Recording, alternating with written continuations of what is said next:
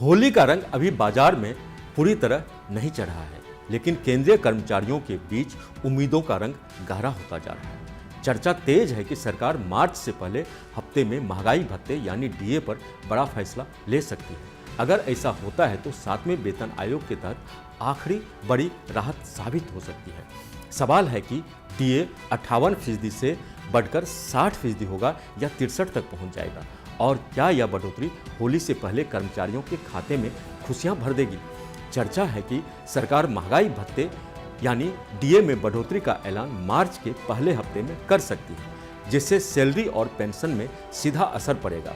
वहीं 8वें वेतन आयोग को लेकर भी ताज़ा अपडेट सामने आया है, जिससे भविष्य की सैलरी और पेंशन ढांचे में संभावित बड़े बदलाव की चर्चा तेज हो गई है। नमस्कार, मैं हूं पंकज मिश्रा और आज हम इसी विषय पर विस्तार से चर्चा करेंगे और आपको बताएंगे कि क्या अपेक्षित है, प्रक्रिया क्या है, संभावित बढ़ोतरी कितनी हो सकती है और 8वें वेतन आयोग का ताज़ा हाल क्या कह रहा है। डीए का वर्तमान स्तर और संभावित वृद्धि।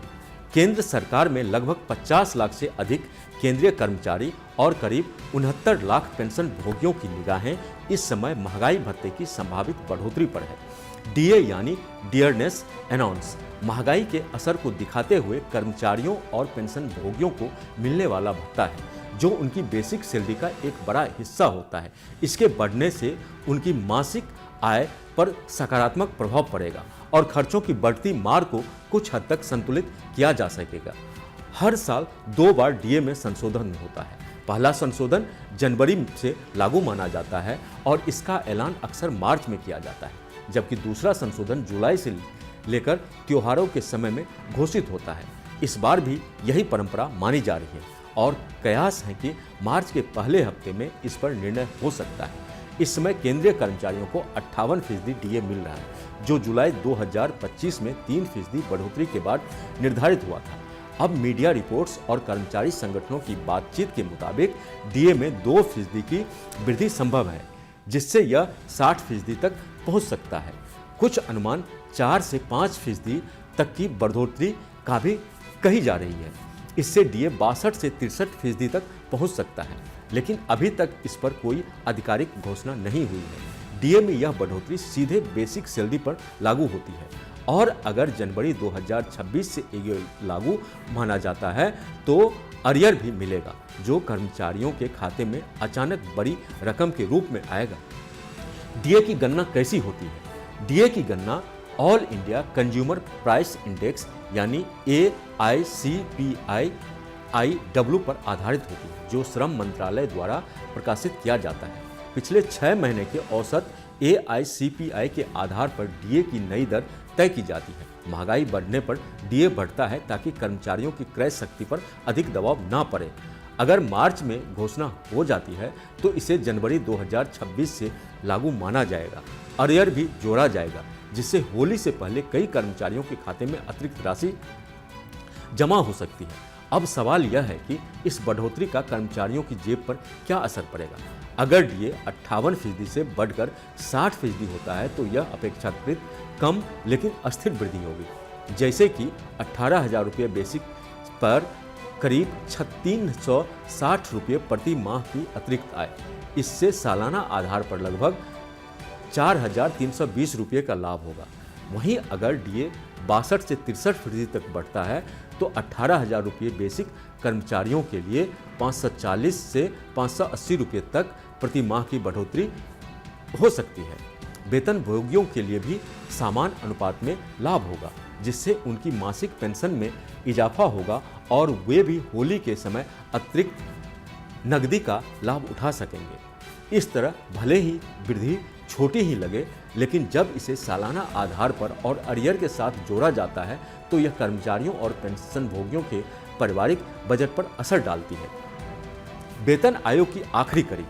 यह बात इसलिए भी महत्वपूर्ण है क्योंकि 7वें वेतन आयोग की अवधि 31 दिसंबर 2025 को खत्म हो चुकी है और 2026 से वेतन ढांचा 8वें वेतन आयोग के तहत तय माना जा रहा है। परंतु जब तक 8वें वेतन आयोग की सिफारिशें तैयार नहीं होती और उसे सरकार द्वारा मंजूरी नहीं दी जाती, तब तक वेतन और पेंशन 7वें वेतन आयोग के ढांचे के तहत ही मिलते रहेंगे। इसका अर्थ यह है कि डीए बढ़ोतरी इस आयोग के तहत ही अंतिम डीए संशोधन बनेगी। इस अंतिम डीए संशोधन को कई कर्मचारी संगठन आखिरी बड़ी राहत के रूप में देख रहे हैं, क्योंकि इसके बाद नई वेतन संरचना लागू होने पर डीए की गणना फिर से शुरू हो सकती है। ताजा स्थिति और अपडेट। अब हम बात करते हैं 8वें वेतन आयोग के बारे में। सरकार ने 3 नवंबर 2025 को 8वें वेतन आयोग के गठन के लिए टर्म ऑफ रेफरेंस यानी TOR जारी कर दिए थे और यह 1 जनवरी 2026 से प्रभावी माना जा रहा है। लेकिन इसका अर्थ यह नहीं है कि नई सैलरी तुरंत लागू हो गई। आयोग को अपनी सिफारिशें तैयार करने में लगभग 18 महीने का समय दिया गया है, यानी 2027 के अंत तक रिपोर्ट पूरी होने की संभावना है। जब तक आयोग अपनी सिफारिशें सरकार को नहीं सौंपता और सरकार उन्हें मंजूरी नहीं देती, तब तक सैलरी और पेंशन पुराने 7वें वेतन आयोग के अनुसार ही मिलते रहेंगे। 8वें वेतन आयोग का काम क्या करेगा? 8वें वेतन आयोग का मुख्य उद्देश्य है वेतन संरचना को एक सिरे से तैयार करना, बेसिक सैलरी में संशोधन और डीए फिटमेंट का नया फार्मूला, पेंशन नीति में सुधार और HRA टीए मेडिकल भत्तों का पुनर्मूल्यांकन करना। सरकार ने आयोग की वेबसाइट भी लॉन्च कर दी है, जिसमें मंत्रालय, विभाग और कर्मचारी अपने सुझाव और राय दर्ज कर सकते हैं, जिससे प्रक्रिया पारदर्शी होगी और सभी हितधारकों की आवाज़ सुनी जाएगी। साथ ही कर्मचारी संगठन मांग कर रहे हैं कि आयोग अपनी रिपोर्ट 200 दिनों के भीतर दे और पेंशन नियम केंद्र शासित प्रदेशों में भी समान रूप से लागू हो। यह बड़ा सवाल है। यह रहा कि 31 दिसंबर 2025 या उससे पहले सेवानिवृत्त हुए कर्मचारियों को भी 8वें वेतन आयोग की वृद्धिशील पेंशन का लाभ मिलेगी या नहीं। सरकार ने साफ किया है कि वैसे कर्मचारी जो 31 दिसंबर 2026 से पहले सेवानिवृत्त हुए हैं, उन्हें 8वें वेतन आयोग के तहत पेंशन संशोधन का लाभ मिलेगा। इसके अलावा पेंशन के संशोधन को भी आयोग के दायरे में शामिल करने की पुष्टि की गई है, जिससे करोड़ों पेंशन भोगियों को फायदे की उम्मीद है। फिटमेंट फैक्टर और बेसिक सैलरी का अनुमान। 8वें वेतन आयोग में फिटमेंट फैक्टर एक अहम भूमिका निभाएगा।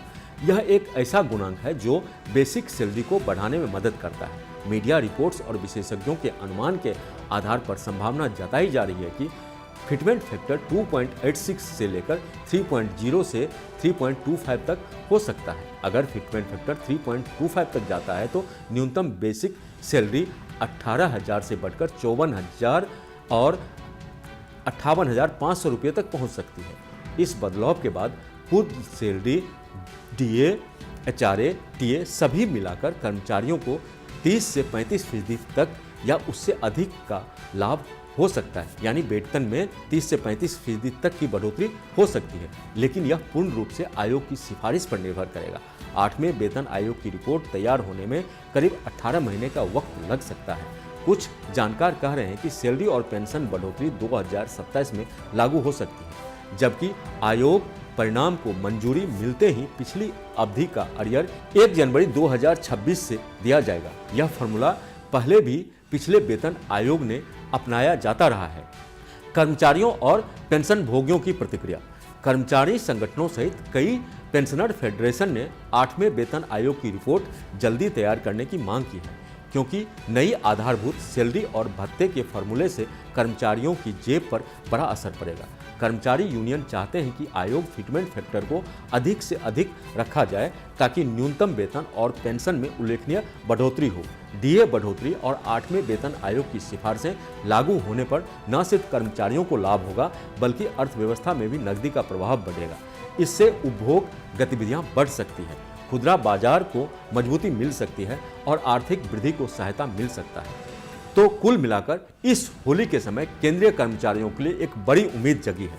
अगर सरकार डीए बढ़ोतरी का ऐलान मार्च से पहले हफ्ते में कर देती है, यानी 4 मार्च को होली है उससे पहले कर देती है, तो यह 7वें वेतन आयोग के तहत अंतिम राहत भी साबित हो सकती है। वहीं 8वें वेतन आयोग की प्रक्रिया जारी है और अनुमान है कि अगले साल की शुरुआत तक आयोग अपनी सिफारिशें तैयार कर सकता है। डीए और वेतन संशोधन दोनों मिलाकर कर्मचारियों और पेंशन भोगियों की आय पर सकारात्मक असर डाल सकते हैं। अब सबकी नजर आधिकारिक घोषणा पर है और उम्मीद है कि यह फैसला लाखों लोगों की आर्थिक योजनाओं में रंग भरेगा। अगर हमारा यह वीडियो आपको पसंद आया हो तो इसे जरूर लाइक करें और शेयर करें, साथ ही साथ हमारे चैनल को सब्सक्राइब करें। आपके मोबाइल पर तुरंत आएगी ब्रेकिंग न्यूज। स्क्रीन पर सबसे पहले दिखेगी बड़ी खबर। देश दुनिया की हर खबर एक जगह। अब आपके मोबाइल पर तुरंत फटाफट इंस्टॉल कीजिए न्यूज नेशन ऐप और रखिए खुद को अपडेट। आपके मोबाइल पर तुरंत आएगी ब्रेकिंग न्यूज। स्क्रीन पर सबसे पहले दिखेगी बड़ी खबर। देश दुनिया की हर खबर एक जगह। अब आपके मोबाइल पर तुरंत फटाफट इंस्टॉल कीजिए न्यूज नेशन ऐप और रखिए खुद को अपडेट।